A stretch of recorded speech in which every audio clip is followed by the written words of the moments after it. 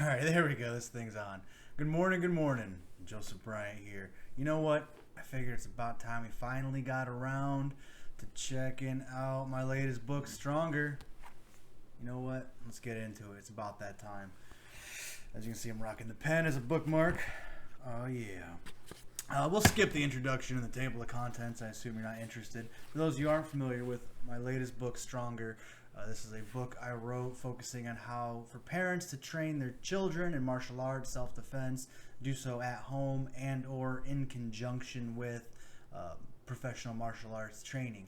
Talk about conversations to have, the mindsets, skills, drills to practice, games to play to make it fun for the kids, and things along that topic there, because our family were pretty focused on self-defense for our kids and making sure they're able to protect themselves and they become confident and more fit and capable and happy and all kinds of good stuff from it. So maybe you guys can gain some of those same benefits as well.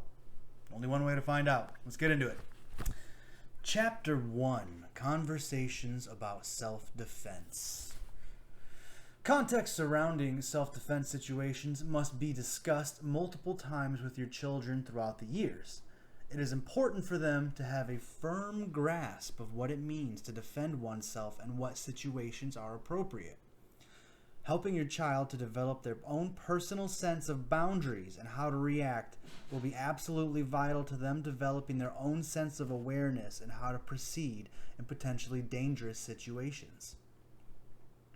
Obviously, the conversation you have with your child will also vary with your own philosophies and perspectives when it comes to defending oneself. I do believe it is worth discussing with your children that hostile situations do not always require extreme force.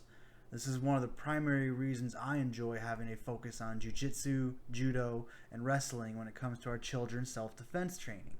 These various martial arts create a wider range of options. Being able to restrain someone without hurting them is a topic that comes up in our training discussions quite often. These different martial arts also allow you to seriously injure or even kill people, which brings us back to why it is important to have conversations with your kids about appropriate levels of force for different situations. And there's a few more pages of the chapter here, and if you want to get into it, well then, you can just buy the book in the link down below. So one of the first things I think is important before you get into the training is not just jumping into punching, kicking, takedowns, submissions, whatever. Is to actually have the conversations with your kids about what to do in certain scenarios and ask them, well, if someone's picking on you, what would you do?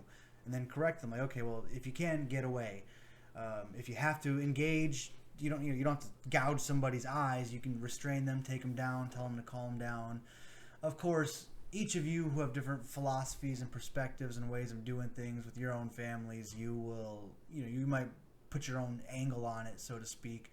And however you choose to engage it is your call, but either way, I do believe it is absolutely vital to have a conversation with your children about self-defense, the importance of it, what situations are appropriate to react physically, what situations are not, and that there's a middle ground. Just because you have to engage physically doesn't mean you have to destroy some other kid. Practice a gentle takedown and restrain until a parent or a counselor or teacher or whoever can break it up. For instance, with our kids, we've had them train gentle takedowns, taking the opponent to the ground, restraining, covering and protecting their own face, and basically saying, calm down, please calm down, and I'll let you go. So it just gives them the ability to defend themselves without anybody having to get hurt, whether they deserve it or not.